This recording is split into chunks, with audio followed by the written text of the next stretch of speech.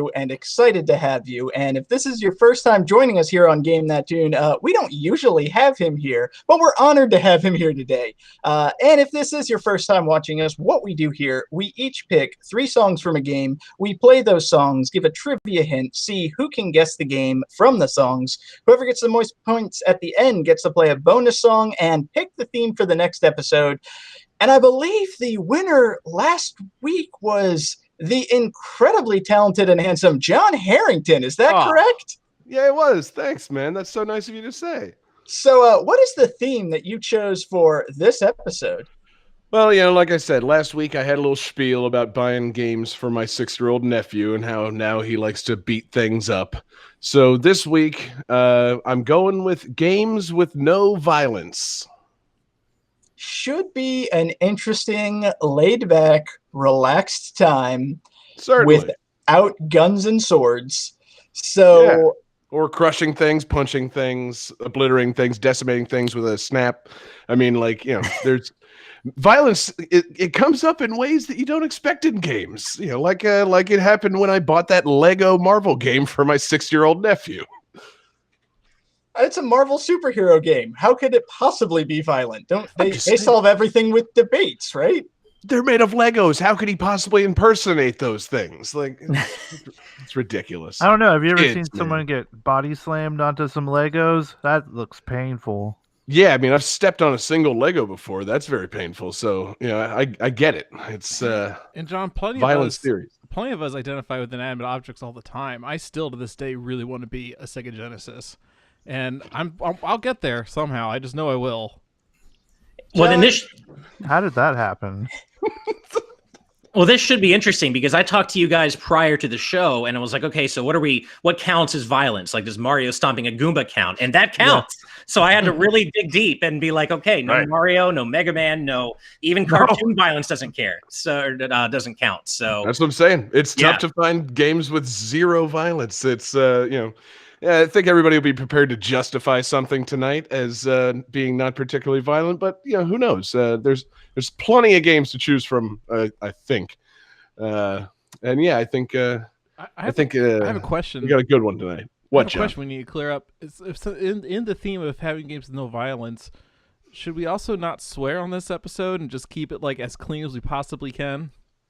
Oh no. Have we already have we even thought about that before? That thought never crossed my mind. Are we doing a G-rated show? Up to you. It sounds complicated.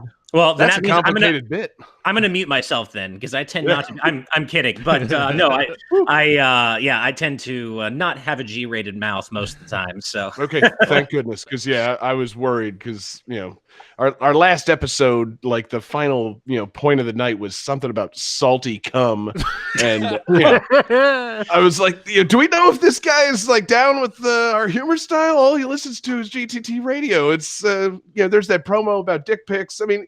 You're here, you're dealing with it. I'm glad. No, it's all good. So, I have a gutter mind. It's all good.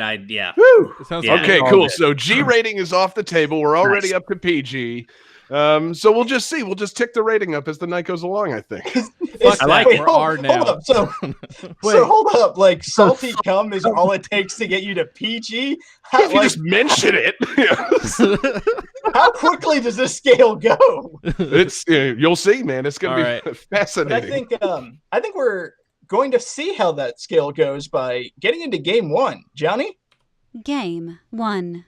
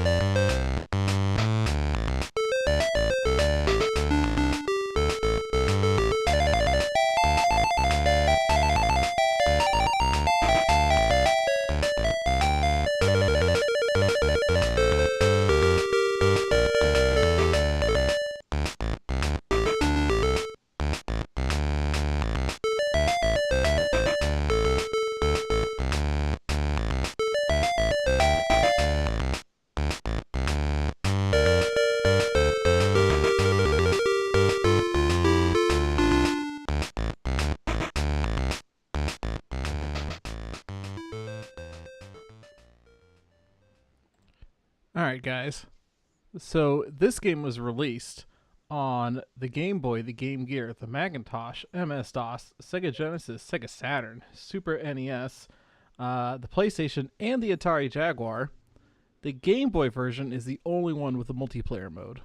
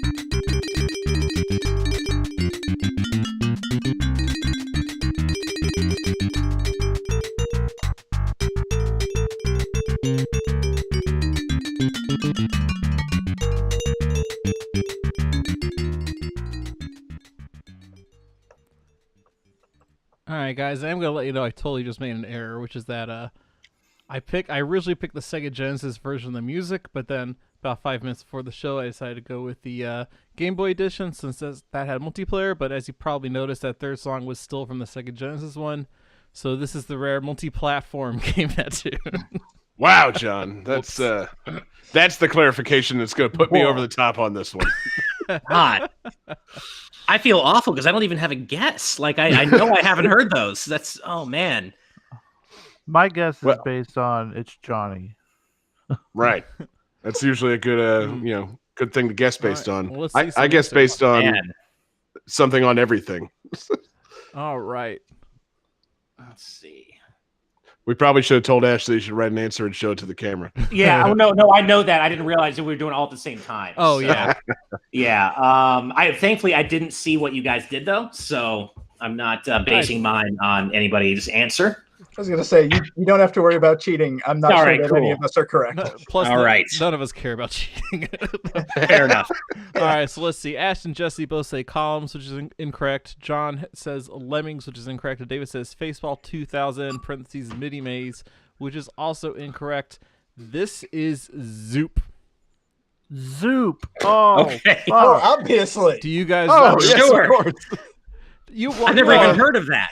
Yeah, every morning. You all remember Zoop every morning. I remember the box to Zoop and then never playing Zoop. Yeah, it was black and it had like the weird letters. That's all I know. It was 90s as hell. It looked like I do recall it. I never played it or heard the soundtrack, but I do kind of recall it now that I think about it.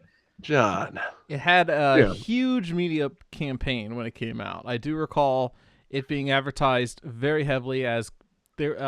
So this was published by Viacom, I believe, Viacom New Media, and they were pushing a huge media push. It's from Viacom. Yeah, and they're trying to push it as like a new Tetris.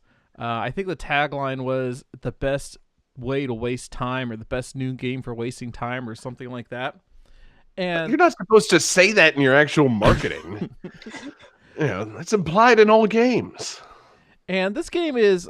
It's probably not the worst puzzler, but it's not Tetris good. It's not at that level by any means. It's a puzzle game where you control a triangle, and there's different colored pieces coming in around you on a board, and you zoop those pieces of matching colors, right? So if there's a purple guy and like say an orange guy behind him, you're purple, you can zoop the purple, but then you leave a purple behind and you transform to orange, and you have to constantly try to clear the board. That's the basic idea. And yeah, I thought every version had some kind of 2-player mode. I did not realize until tonight that the Game Boy one is the only one with a 2-player mode. That makes no sense. Yeah, that's a very strange choice to have only the Game Boy version be 2 players. I had never heard of that game, but I'm glad to hear about it now. I love that it's called zooping and not zapping, because that reminds me of like Splatoon, where you didn't kill someone, you splatted them, and that's always more fun to say. Yes. Yeah. and less violent. Uh-huh. You can't, zapping somebody, violent. Zooping somebody, who knows? Right. Who knows? I mean, that could be anything. That sounds worse. I don't know. Yeah. Maybe a little. Zooping sounds like you get arrested for. That's Yeah, definitely. To be fair, though, so does splatting in some That's true. context. So, Very much so. yeah, And Splatoon's a game about kids, so it's exactly. That's crossing a line I am not comfortable bringing Game up on the show. 2. I don't blame you. Oh wow. Awesome. Game 2. Although, Yeah. Johnny, I'm kind of surprised that you're saying like this isn't a Tetris like class of puzzle game, because this game was awarded Best Puzzle Game in the 1995 Nintendo Power Awards. Wow. So apparently, I love it. somebody thinks this was a fine puzzle game. yes, exactly. That had to Very have been paid important for. awards. There's no way. I was gonna say, now the real question is, what other puzzle games came out in 1995? Probably nothing. They probably just didn't want it awarded to Tetris again. Like, well, Yeah. here's Zoop. Right. Beautiful. Exactly. They probably just, wanted the check from Viacom. Like, Viacom's making a big push. And they're like, seriously, can you give it to Zoop? This promotional thing we did with Blockbuster didn't work. We really need the kids to start Zooping. And I love the idea of like backroom deals, like a mafia just for Nintendo Power Awards. yeah. The promotional push that we did on the grind on MTV didn't work, so we're really gonna count on the Nintendo Power Awards '95 to get the kids into Zoop. God, Viacom's so fucked if we don't get this deal off the ground. Zoop always sticks out to me for some reason, because like every week I try to figure out what game I should do on Game That Tune, and I Google list of games for X console, and I go to the Wikipedia page, and it's always at the bottom on like every console because it's ZO. Gotcha. I was gonna say, did you find it by accident by hitting end on your keyboard? Be like, oh, Zoop! Yeah. Today, Johnny learned about the alphabet. Yeah, man. For some reason, Zoop is on the bottom of the list every I time. think there's a pattern here. Yeah, no, it's. I wish there was something to say about this game, John. We can move on to the next game, honestly. Like, We probably Okay. should. We're gonna get a game stream going at some point. Some 2-player Game Boy Zoop action. Yes. The people are dying for that Zoop content, so we should I be will- the people to provide it to them. I will say that logo is 90s as hell, though. It's so 90s. So 90s. I love it. Yeah, it's delightful, and yet somehow it didn't work on us '90s kids because we didn't grab it. So True. Yeah, that's what you get for calling it Zoop and relying solely on the word Zoop. You need more info on the cover than just Zoop. It's it's not enough. But Johnny, wait, David's the host. David gets to command Johnny to move on to the next game. Okay, now John, you command me, and then I'll command Johnny. Yeah, we John, gotta establish take that it to chain game of two. command early. Game 2.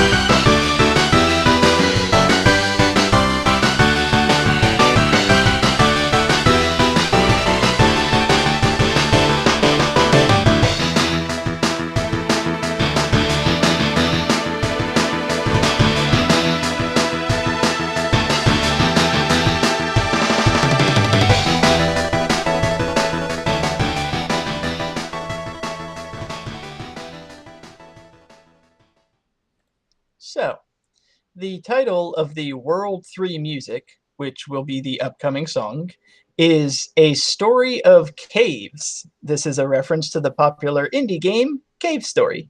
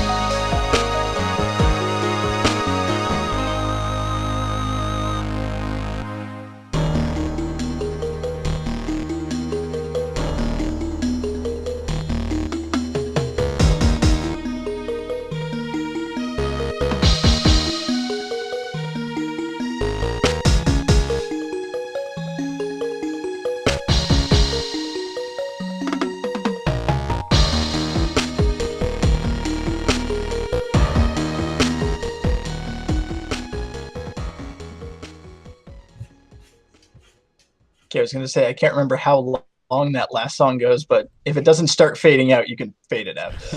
I have a hard time picking out the loops sometimes. So some was longer than I would have let them usually. But anyways. Anyways, who's got some answers? It doesn't matter when the song's that good. You can let it loop all you want, man. God, I know mine's wrong, but I just don't know. All right, so John Harrington says the Shantae game we haven't used yet. Close. Ash says Downwell. Incorrect. John Regan says Cavern Story, which I wish was correct. And Jesse Moore has the correct answer of Mighty Flip Champs. Hey! Nice. Okay. I'm so would Shantae have fallen within our rule of no violence, or I was not? wondering about that. I was about to say, are we gonna have to have a thorough discussion of hair whipping? Like, right? Because No, that's violent. No, there's So you can violent. throw fireballs at people. Shantae counts as violence. Right. Oh, okay, yeah. I was just I had thinking hair initially- and belly dancing and transformations. I had initially guessed Spelunky, but then realized, wait, that definitely does have violence. So I was like, I have no idea. Mm-hmm. But you're in the same kind of vein. So I'm going to go out on a limb and say we all played and adored Mighty Flip Champs. Oh yes, all of us. I played a bit of it. Game 3. Oh, I was Really? more into Switch Force. I was more into Mighty Yes. Switch Force. Yeah. Okay. So this was the first Mighty game. There was this, and then Milky Way, and then they did Switch Force, Right. Switch Force 2, and then that weird, like, not quite Mighty Switch Force 3, but she's in Police Academy for some reason. Like, Mission- but this Mission was to the original Moscow. game. No, but that's what I'm waiting for. dang. This was the first game, and this originally came out for the DSiWare, that downloadable DSi service, which Rest was in peace. interesting.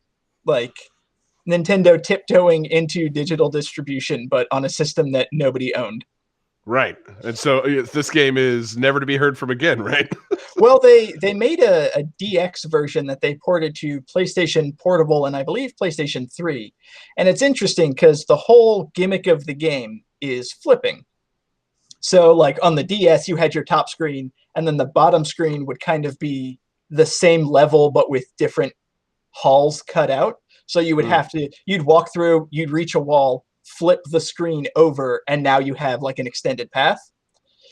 So I didn't know how they could possibly port this game to anything other than a dual screen system. But then I looked at like videos of the DX version, and they just set it horizontally. So instead of flipping screens like a Rolodex, it's flipping screens like a book.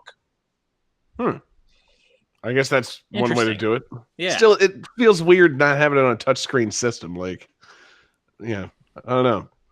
It's good effort, but like DS is such a unique thing. You go with you just don't port that stuff. But and it was weird because on the DS, like the screens would basically mirror each other, so you had like a much better understanding. Whereas the later version, like being side to side, you had to like really squint to judge how far you had gone on one screen to get to the other to make sure that you didn't crush yourself when you flip the screen. Ooh. Because the only way you can injure yourself is if you fall into a spike or if you flip a block onto you. There are no enemies in this game, and you can't attack, you can't jump, you can literally walk, climb ladders, and flip the screen. It's a single button game. I mean, I'm just gonna say, falling onto spikes sounds pretty violent to me. Yeah. So I mean, I'm just saying. I don't How know. eyebrows raised. How aggressively are you walking? There a tilt to that walk? Yeah. I mean, you can get impaled and smashed. This sounds like a pretty violent game to me. Yeah, Yeah. David.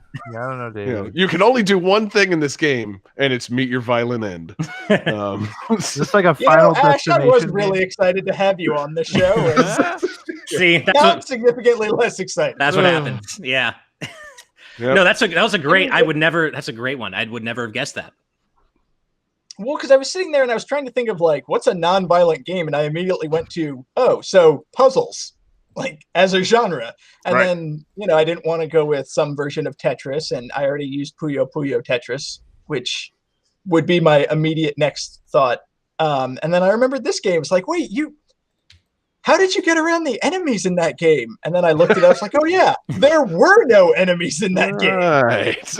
Yeah, thinking about it, Way Forward's a pretty good company for non-violent games because the other Mighty games, like, I guess there's I don't know if there's enemies in them, but it's all like puzzle platforming, like Mighty Switch Force and Switch Force 2. Like, it's just pipes and platforms. And you're a cop? Do you even shoot a gun?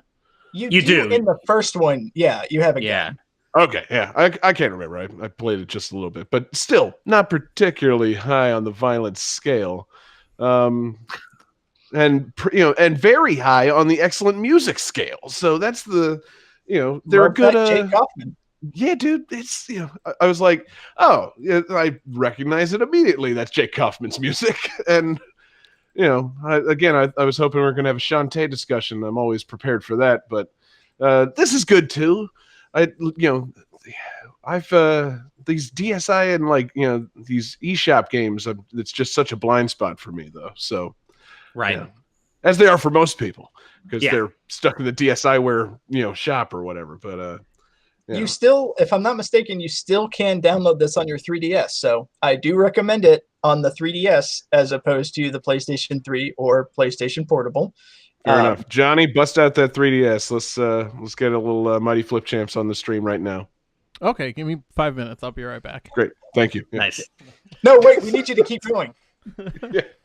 By the way, I will say that the loops in my songs are unreasonably long for a podcast, so feel free to fade out whenever you feel like you've gotten a good feel for them. Oh, I like that. Yeah, That I seems just wanted to warn you in advance, so we're not just waiting and waiting and waiting for the loop to finish. That seems like a good segue into Ash's game. So, All right, all right then. Game. What do you say, 3. Johnny?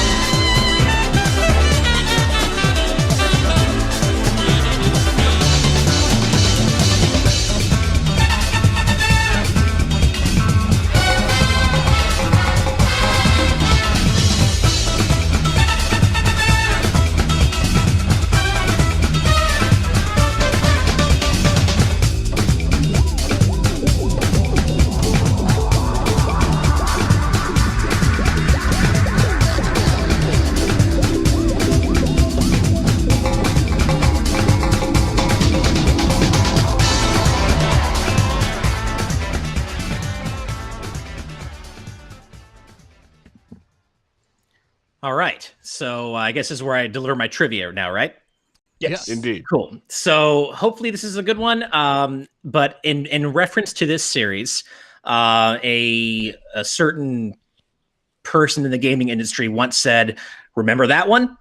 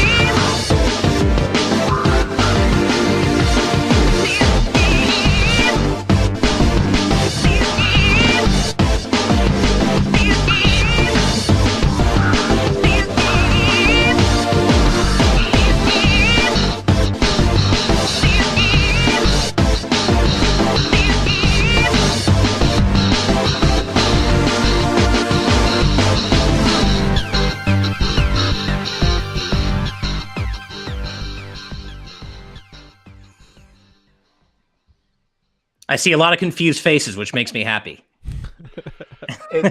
I mean, it's your first time on the show, but somehow you know exactly how the show is played. I actually think I'm on the right track on this one. Yeah, I piped on our Discord like, Ash gets it. Nice. Yeah, it's like you consulted with Johnny on your trivia. That one game. I love it. All right. Well, so do we have to get the installment? Can you guess multiple installments? I'm cheating. Up to the judge. That's on a per judge basis. All right. So this game was in fact Ridge Racer 6. Excellent. All right, we'll give it to John. Nicely done, John. Yeah, that it sounded so much like Tekken music. I'm like, yep. You can't have Tekken on this show. I don't want to get into an argument with you, but like, nice. Tekken's quite violent. And then I literally, pulled up the list of Tekken composers, pulled up Yu Miyake's page, and it's like, oh, he also composes Ridge Racer. Right. Good for them. Yeah, that I had considered Katamari, but then I was thinking about how much I miss Ridge Racer, and it's like my favorite arcade racing series. And the Namco sound team is just, and that last song with Hiroshi Okubo, and just, oh man, I love Ridge Racer. And I just figured, well, let's go with something. Hopefully, you didn't have it on your playlist, so I was like, well, maybe it's something that'll land well, and not everyone will know. Yeah, no, that was a great call. Honestly, like in thinking of games for this episode, I for some reason didn't even think about racing games. But it's like, wait a minute, there's tons of those that don't involve throwing turtle shells at people. Exactly. That's what I was saying. I was like, I didn't want to go with a puzzle game because I'm like, well, Tetris Attack. I mean, everyone knows Tetris Attack, and I'm not big on puzzle games. And I thought about rhythm games, but I felt like that would be too predictable because I love rhythm games. So I figured let's go with a nice middle ground and go with racing. Yeah, and again, the Namco music is just fantastic. So and so like for my Tekken playing ears, I'm like, seriously, this makes no sense. Like, what is this doing on the show right now? Right. So yeah, Ridge Racer 6.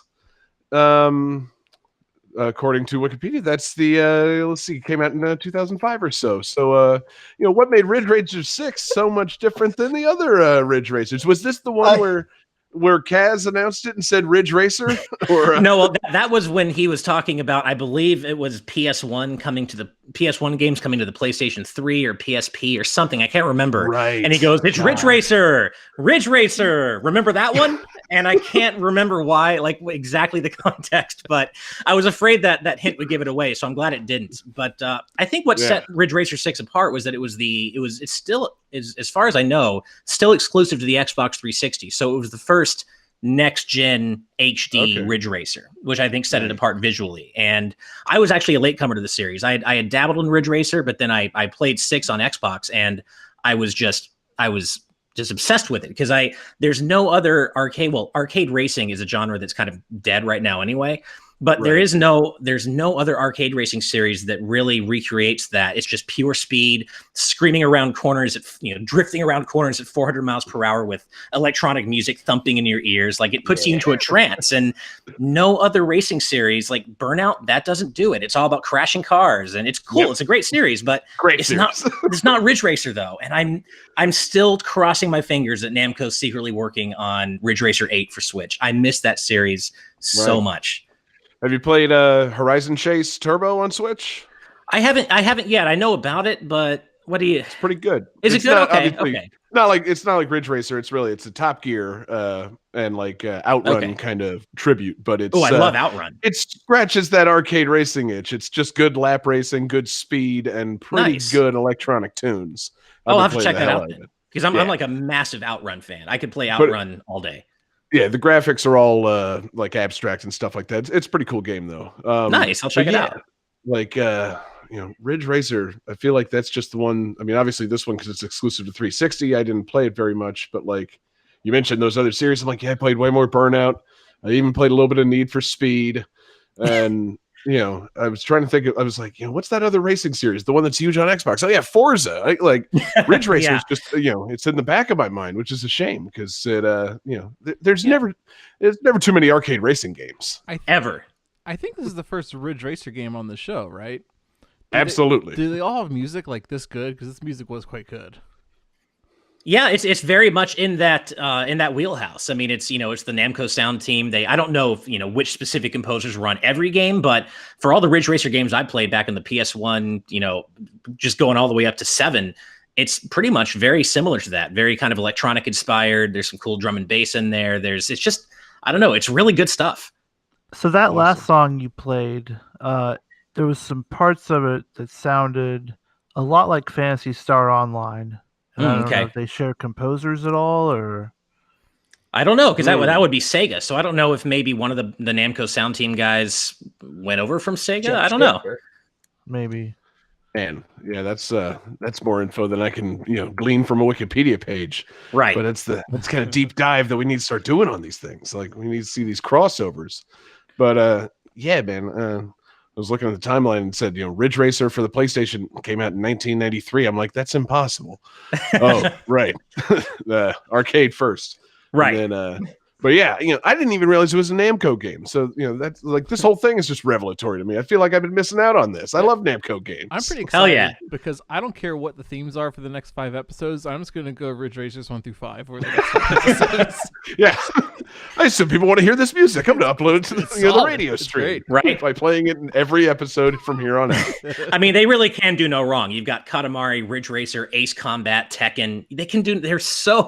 They're so musically diverse and so talented there. Yeah, I really thought about a Katamari game for this as well. But then, it's like I felt like I would spend the whole time justifying whether or not rolling things up into a ball was violent because you bop into things and people are screaming. And, right. It's complicated, but ultimately I don't know. So, right. It's a gray area whether or not, rolling people into a ball against their will is a violent act or not. So and turning them into a star. Yeah. I was gonna say, I think once you add against their will, it becomes violent. Like, I think that's the kicker there. Right. Maybe instead of against their will, but like unknowingly, confusedly. I don't know. Seems like forcing them to be a star. That sounds violent. If you didn't, if you didn't get them, if you didn't fully explain them what's going on and get them to sign that waiver beforehand, it's violence. That's John. There's a time limit in the game. It's complicated. There's no time. You got to get the stars back in the sky. But that's what we need. That's the Namco sometimes Capcom crossover. And sometimes you can cause a panic, and like people start running around all crazy and stuff, and getting hit by cars. So I don't know, man. Yeah, no, Katamari, famously violent. There it is. Rated M. We have spoken. Hot take. It's official. But yeah, man, excellent fucking selection. Thank you. Anything else on Ridge Racer 6 or the Ridge Racer series in general? Or David, did we stomp all over a joke you were gonna make? It's fine. Johnny busted out the hot take. That pretty much puts the nail in that coffin. Nice. Yeah, stamps the joke. Well, awesome, man. Great selection. And Johnny, let's keep it moving, man. Game 4.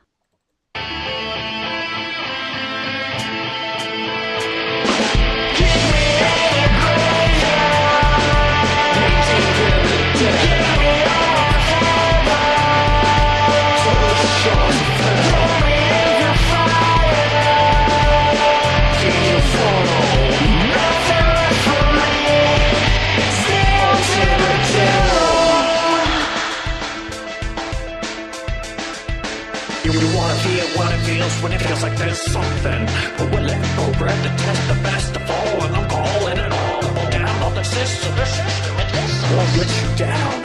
Yes, this or what through this town. Aside from Cyber and Slifer, they sound like the best of them. Oh, that's right, like the rest of them. Keep me in your graveyard. Meeting in the dead. To the shores of hell.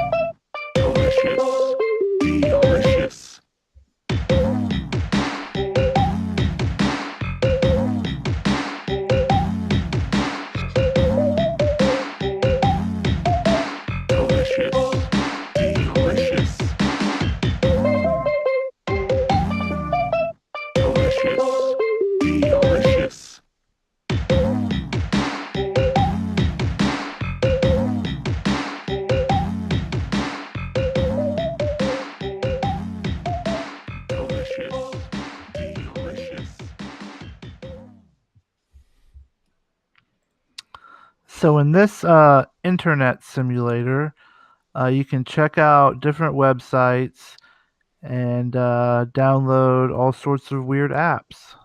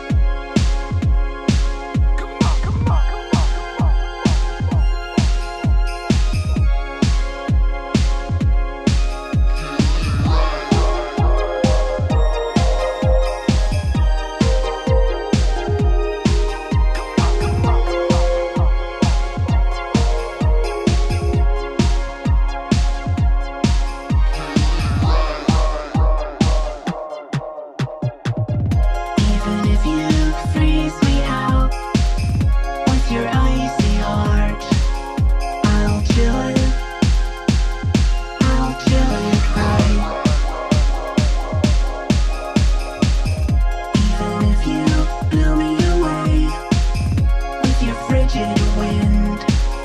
I'll kill it. I'll kill it right.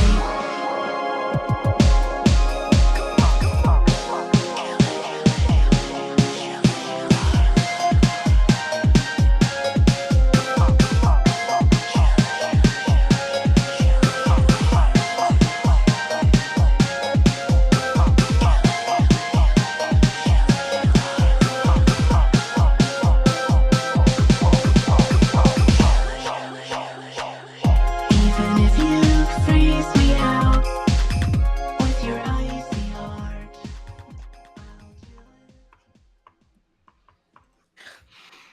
All right. I know Man. this one's a little tricky. Yeah, Jesse. Yeah, it is. I'm waiting for Ash to. Yeah, sorry about that. All right. That's all right. You're good. Ooh. I don't even know if a game by this name exists, but I don't even Okay. know. So we got Ash and David with the very popular internet simulator. That's incorrect. John says poolside. That's incorrect. And Johnny, instead of drawing a penis, draws 3 question marks, which is very disappointed. That's incorrect. No, this is this game called Hypnospace Outlaw, which I'm not surprised you haven't heard of. It just came out this year, and it's probably the best game that I've never played because I've just watched people play it, and it looks amazing. It's basically an alternate universe in 1999 where we use the internet, but we use it when we go to sleep in our dreams, and so everyone has their own websites and stuff in their dreams. And you play as this dude who you're like a moderator kind of person. Like you have to make sure certain sites aren't trying to scam people, and sometimes you download viruses on accident. Like there's like this helpy buddy, and the whole thing looks very 90s GeoCities Angel Fire type websites with, you know, spinning GIFs and very loud MIDI music and stuff. Like I honestly feel like Johnny would love this game. Like it's That sounds very up my alley. Like like that's I checking all my like boxes. seriously. Like Yeah. it is insane. Like then you can like download like screensavers and cheesy like virtual pets and stuff. And It's fun as an internet simulator sounds. Playing as a moderator sounds like a terrible time. Like, well, you know, you got to read the comments. Ah, no, hell no. well, like there's this one section that's for like teenagers, and you have to go and make sure like no one's like cyberbullying anybody. And you find this guy who's this really big fan of this very cheesy band called Seepage, which was the first song you heard, the cheesy Linkin Park-esque weirdness. But you go to their website and you can hear that song, and you find out like the super fan really doesn't like this one kid, and you can like find the secret website he has where it's like a comic strip of him beating him up and stuff. And so you're like, oh, okay, well, I'm gonna check this as cyberbullying and stuff, and it gets the big red X in it and stuff. It's a it's crazy how much it reminds me of my website when I had a GeoCities crappy website. Nice. Like just a bunch of Mega Man X gifs while it's playing that Trunk song from Ultimate Battle 22, like just on a fucking loop.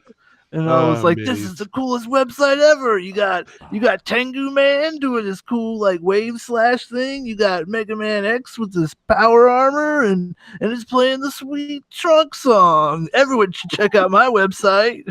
I loved it. What's the content? Not important. Jesse, you're painting a beautiful picture, but it's only a picture that those of us on the internet at that time can understand and see in our minds. Like that's true. Anybody under like 30 or so right now watching the show has no idea what you're talking about. Oh yeah. Right. It's very.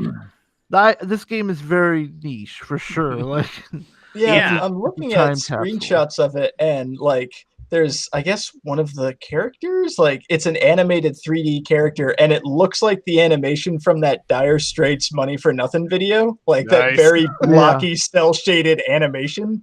Like this God, this looks exactly like the internet circa 1996. It really does. It really kind of captures that Internet 1.0 vibe. And I am not ashamed to admit that I've never heard of this game, but I'm very curious about it now. And it kind of reminds me of that weird PlayStation game, like the LSD simulator. Like the visuals kind of remind me of that. Yeah, like if you don't play it, I suggest you at least check out some other people playing it, because it looks like an absolute trip. And if you do remember the internet from that time period, it'll take you down memory lane, whether you like it or not. Seriously.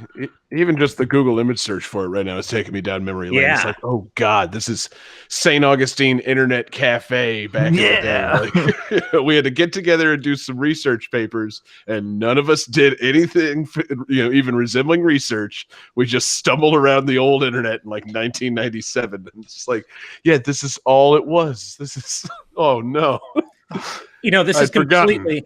This is a totally random connection I thought of, but this actually, in a weird way, and this is a violent game, of course, but it reminds me of Front Mission 3, because that was one of the first games I can think of that had an in-game internet where you could actually like explore an in-game universe internet that you could, browse various sites and glean additional in-universe story information if you wanted to. Wow, that's cool. Yeah, Front Mission 3 for the PS1, one of the best SRPGs I've ever played, so... that interests you, check it out. Yeah, giant robots and a fake internet. That's that's exactly. ticking a couple of boxes. I didn't know about the internet. Now I'm sold. I checked out some Wanzer porn. Oh man! Can I use the fake internet to look up fake Rule 34? Excuse me. I believe it's Wanzer. Oh, right? Wanzer. My bad. Yeah. I'm not Japanese. I love the fact that Jesse is bringing up looking up the porn. That doesn't faze you. It's the pronunciation that bothers you. Like, hold on. I told you. Right now. Well, he get it right. To make sure I Google it right. He's being helpful. Yeah, you speak it into your Alexa. You got to pronounce it properly. Yeah. Hey, I am a copy editor, so I can't help it. I'm one of those guys who like points out mistakes, and everybody hates me. So. Oh yeah. Awesome, man. God.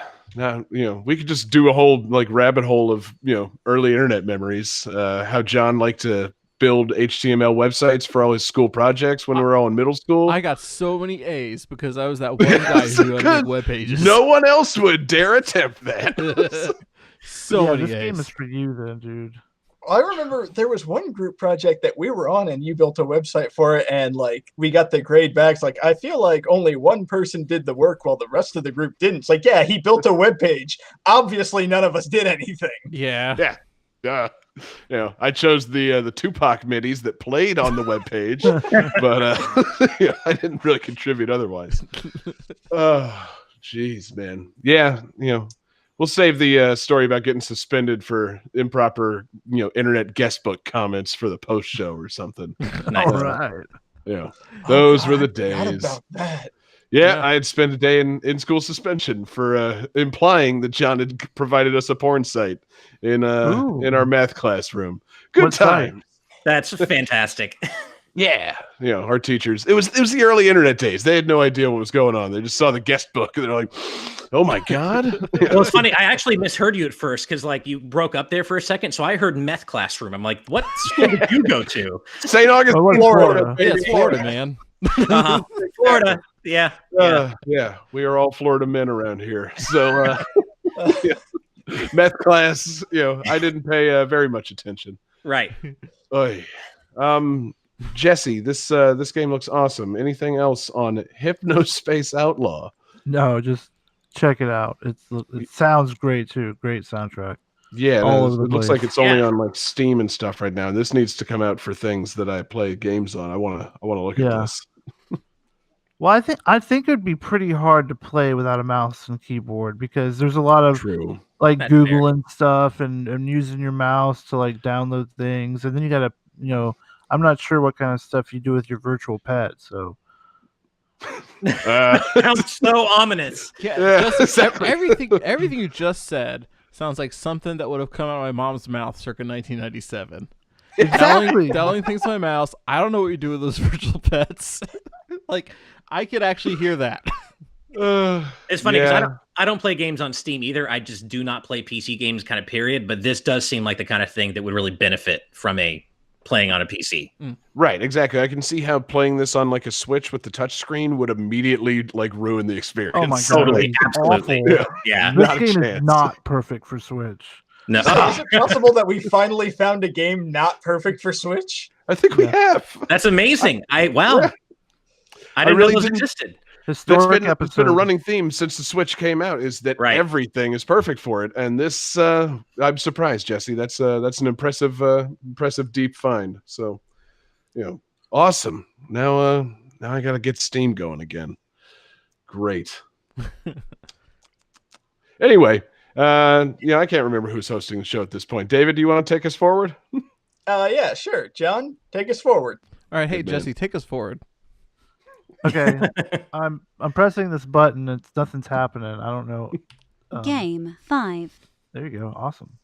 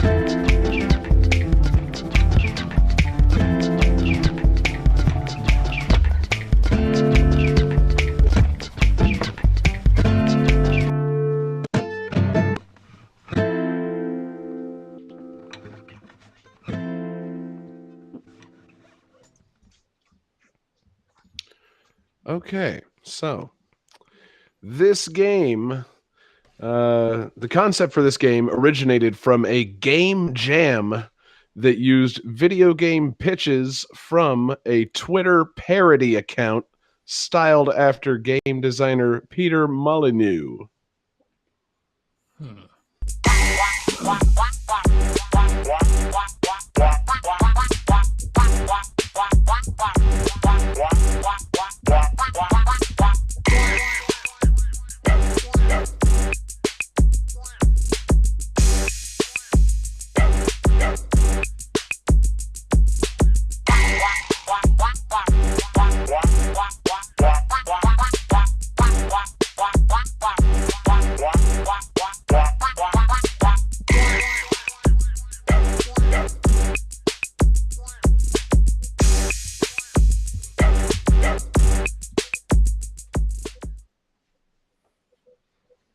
Yeah. That wasn't nearly enough time to Google an answer. I know, right? Right? All right. It's almost like I did that on purpose. I can say other trivia about it as you're writing down your answers. I don't know if that'll help. It won't, but if you want to, I won't say no. Nah, I'm not going to do it. It's all it's all part of the discussion. It's going to be great. Hopefully, you guys can read mine. Oh man. In comes Johnny's penis drawing. Let's see. Ash says The Legend of Overpromising, A Link to Disappointment. That's sadly incorrect. And Jesse and Dave will say, Goodbye, My Love. Sadly, also incorrect. No, this is a little indie game that came out last year that I just played on the Switch. A little game called Donut County. Oh, I don't think I've heard of that. Oh man, aren't you dropping things into a hole? Yeah, you put stuff in a hole. It's like people. Yeah, eventually. It's a weird little game, man. That doesn't sound violent at all. Yeah. You know, there's no violence in someone falling in a hole. Everybody's fine. Like, you know, it's a strange game. It's a little indie game. And so you start out in the game, and you're all the citizens, the residents of Donut County. You're 1,000 feet underground, or excuse me, you're 999 feet below Donut County is where the story portion of the game takes place. And everybody's mad at the local raccoon named BK because apparently he's been dropping them all into holes. And so they're all just sitting around discussing with BK, why the hell he dropped all of them into holes. He's mad because someone smashed up his cool new drone copter.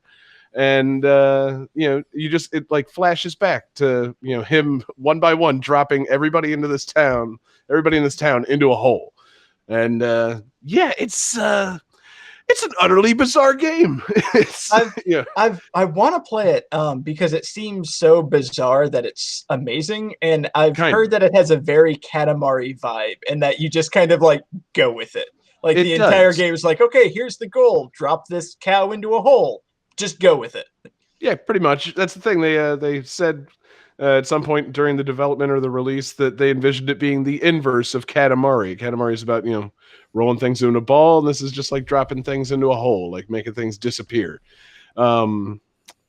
It's not really like that because there's no time limit or urgency to the game. It's I think you could probably tell by the soundtrack. It's a kind of laid back game. It's a pretty chill hole game. It's just you got little levels. You drop little things in the hole. The more things you put in the hole, the bigger the hole gets. Eventually, you drop the person who was telling the story. They're recounting why and what the circumstances were leading to them being falling into this hole, and then you drop their house or whatever in the hole. You pass the level. There's no real way to lose. It's a weird kind of loose little game. Just I don't know. I enjoyed it, but I almost have a caveat of don't rush out and get this one because it's more expensive on Switch than I kind of wanted to pay. I got a little buyer's remorse on this one because I beat it in 2 hours, and it's oh wait, that's really it. No. Maybe I should have bought this on the phone then. Is the price like part up with that? Like, is it an inexpensive game for 2 hours, or is it like $20 for 2 hours? I think it's $13, and not the worst way to spend $13, but I think on a phone or like a tablet or whatever, it's more like $5. And 5 is like perfect. I'll spend $5 to play a cool indie game with a great soundtrack for 2 hours. 13, I was like, oh man, that kind of feel like I just kind of got swindled just a little bit. But I had such a nice time, and the soundtrack's so good that I didn't mind it, man. It's a cool game, and I want to support Switch indies. I mean, there's they've got. I guess maybe they don't need my support because there's a fucking million indie games on Switch at this point. Yeah. But they seem to know. Like, yeah, put it out there. Like, it's basically the same thing as a phone or Steam. Put it on Switch too. So I'm glad they're getting that kind of support. But yeah, it's a fun little game, man. It's I've just been listening to the soundtrack like crazy since then, because it's just it's a nice soundtrack. It's got like nice ukulele music, a little like mandolin stuff. It's just it's got a real laid back, just kind of indie vibe, and yeah, I've been digging it. I was gonna say, the soundtrack just makes me imagine like a rocking chair on a porch. Yeah, sure. And then it's just that very kind of like right. And then you don't really notice in your yard that a hole is moving around, and like your like pets have fallen into the hole, and it slowly consumes you. It's it's a strange little vibe they got going for this game, but it's fun. There's like levels with there's, like I said, there's no real way to lose at the game. Like, there's levels with puzzles and things, and they're just kind of like fun to figure out, but like you can't really like fuck it up. Like, there's a level with like some rabbits jumping around, and you gotta like drop a large carrot into the hole, and it's too big, so you just move the carrot around and like lure the rabbits with it. That's great. There's like levels where you drop a campfire into the hole, and so the hole is emitting smoke, and then if you drop a firework in there, you can move the hole to shoot the firework at something. Like, they got some cool little puzzles in it. It's pretty cool. It almost sounds like a deeper WarioWare in a way. Yeah, almost. It's just, I feel like it's just the lack of an overall like way to lose that kind of keeps it on its own little like just indie game kind of path. Like, nice. You can't really do things like terribly out of order. There's no way to really fail a level.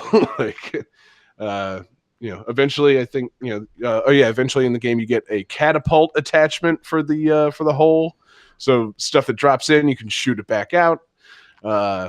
That's where there's, the closest thing the game gets to violence is you gotta like, shoot something at something else. And, I don't know, man. It's pretty easygoing game. I was looking at the content descriptors leading up to the game. It's like fantasy violence. At what point in that game is there violence? Like, things just fall in the hole. You're controlling the hole, though. You're making them fall in the hole. Yeah, but they're not hurt or anything. That there's no splat. They're fine. They're ankle. They're annoyed. But have they consented to being dropped in the hole? Much like we talked about being, have they consented to being rolled up into a ball? I feel like I'm just saying there's a similarity here. That's almost like kind of the entire story of the game is everybody confronting the raccoon about why he was doing this, and whether or not what he did was wrong. It's like, you didn't think maybe people didn't want to be dropped in this hole. He's like, I was trying to earn a cool new drone copter by doing what I was told. So who's really the monster here? It's like, this game's fucking weird. I love it. I gotta check this out. I don't know, for $13, maybe on mobile, possibly. I don't know. I do want to check it out, though. To be fair, though, I mean, it's worth a mobile purchase. I'd give it the $5 price tag. I'd say that's pretty fair because it's not going to overwhelm you with ads or fucking microtransactions or anything like that. There's nothing like that. I was trying to think. It's like, man, if they had that in there, that would utterly ruin the vibe of this game. So you can't purchase different hats for your hole. Exactly. Nice. Well, I will say though, I did just drop $4.99 on the eShop on this. I don't know if you guys have seen it, but this obvious Mega Man ripoff called Metagal. Everything about it, the logo, the art. It's just it's a basic like poor man's version of Mega Man, and I was think I so did see curious, that. so I had to just try for $4.99, and it could be worse. It's not very good, but if I can drop $4.99 on that, I can drop for $13 maybe on something that actually is really interesting. No, go mobile. Okay, fair enough. Fair enough. Go mobile. Oh Okay. gosh, I'm just looking it up. She even has the brown spiky hair and the blue suit. So this Mega Man ripoff, is it worse than Mighty Number 9? That's a really good question. It is. It's less fleshed out than Mighty Number 9. It feels like a very low budget effort, whereas Mighty Number 9 felt like a low budget effort in its own context. Right. But I'm trying Mighty Number 9 trying to bait David into discussing something he is furious about. I was gonna say it's like Mighty Number 9 was a very low budget effort, which is like amazing because they raised $4 million. I know. So I feel like this was made with a low budget, and they knew it was low budget, and they were just kind of just throwing it up onto the eShop, even though they knew it wasn't very good. Mighty Number 9, they really thought it was not garbage. Like, they really thought it was great. And I didn't even hate it as much as some other people, but it still wasn't good. Yeah, no, that's I think one of the truest definitions of a fiasco. It's just that's for sure. I don't think they meant to do this. This is terrible. I'll never forget the first time I beat Mighty Number 9, and for all the wrong reasons. I'll never forget the first time I beat it and heard the credits music and heard that rapping, and I'm like, they spent money on this?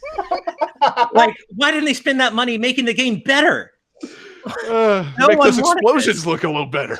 Exactly. Like, what happened there? Who did the rap? Yeah, that's a very good question. I don't know offhand, but I will say that I love how poorly all of those memes and comics and stuff have aged about the death of Mega Man, and carry on the torch, Beck, because now we've got Mega Man 11. It's fantastic. Yeah. and it's what Mighty Number 9 tried to be, and now Beck is just obscure and nobody cares about him anymore. Right. Well, that's why I thought it was so funny. Like, they put so much money into like Mighty Number 9 and tried to make Mighty Number 9 like this new thing. But was it Mighty Gunvolt Burst, the sequel to the anything? So much better. Yes, it's a great game. Better. That is what Mighty Number 9 should have been. Yes, it's actually really good, and I try to like convince people, and then they hear the Mighty Number 9 connotation, like, oh, I don't want to play that. I'm like, no. Trust me, this is Inti Creates not being dragged down by concept. This is Inti Creates doing what they do best.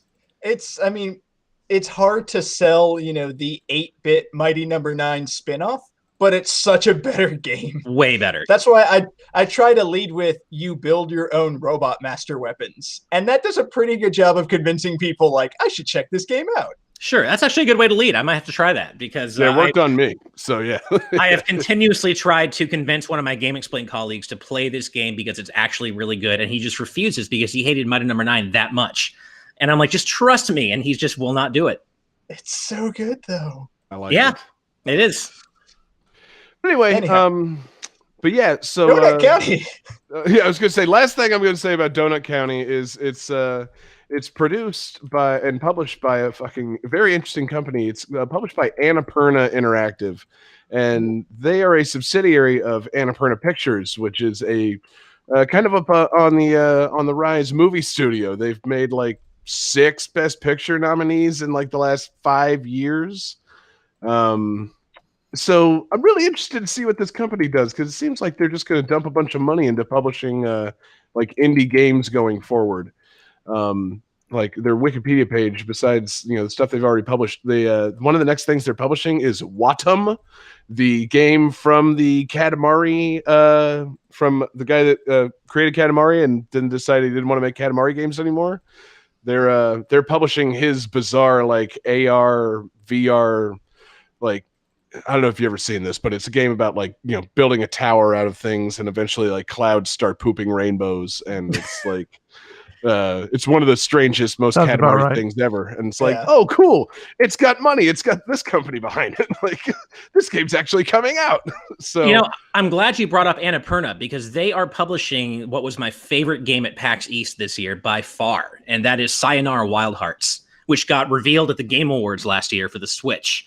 Nice. And I don't even know how to describe this game. I strongly urge you guys to go check out the trailers, but it's like, it's got motorcycles, it's got superheroes and energy blasts and cool like Japanese synth pop music and psychedelic colors. There's really no unifying theme at all, but it looks good.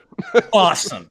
And I was gonna say, everything that you said so far sounds amazing. Yeah, I don't even know how to describe it, but it looks awesome, and it's all done in this very kind of cool psychedelic colors, electronic music, just overlay, and it's really cool.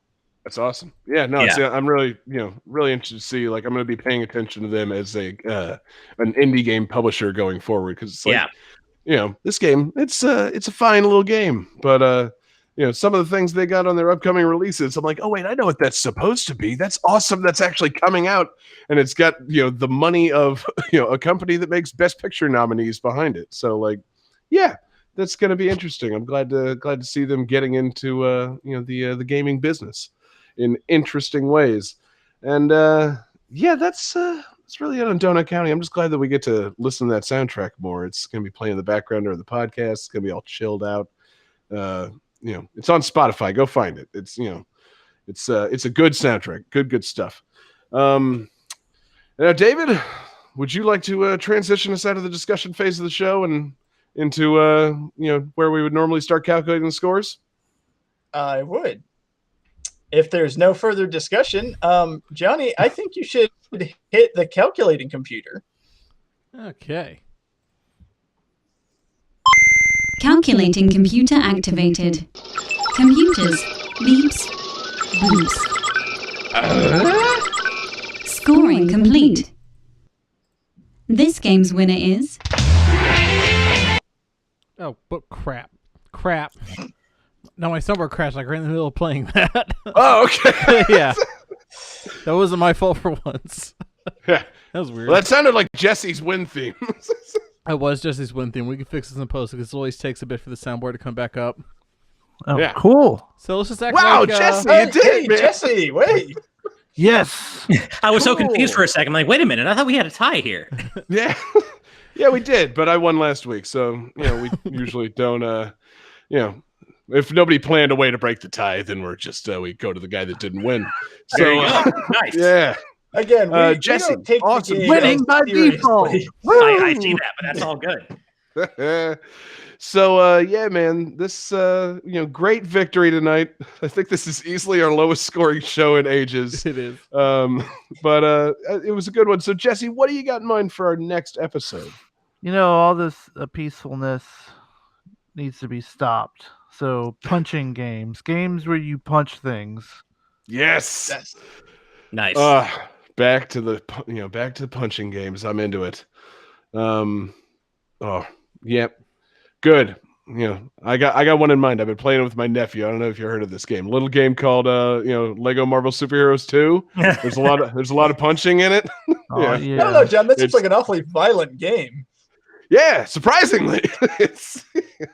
I thought that maybe Thor would beat stuff up with lightning blast, but no, he punches a lot of stuff. It's upsetting. But yeah, man, excellent selection. Violent punching games. How violent should we go, Jesse? Are we talking like M for mature? Like talking Mortal Kombat 11 X-ray attacks on this one? Whatever you feel, however hard you want to punch that hard. Awesome.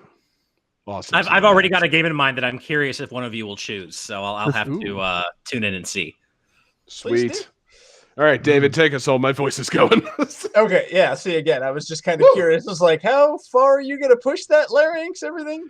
So yeah, that's the show. Thank you to everybody for tuning in. Do we usually do Twitter signouts first, or? That's the very end. Okay. Well then, I so rarely host this show. Follow your heart. Okay. Do all the plug or all the Patreons and stuff, that kind of plugs. That's what I was. And then you do the first. Twitter at the end, and then you end on whoever won. That way they can discuss their. There's a bonus tune involved. And don't forget, I'm aware of the. And don't forget, when we have a guest, we ask if there's anything they want to plug to our huge audience. And be really nice and thankful to them too. So should I end the show? Because we basically just ran through the ending right now. Nice, nice. Let's see how well you adhere to that framework that we just gave you.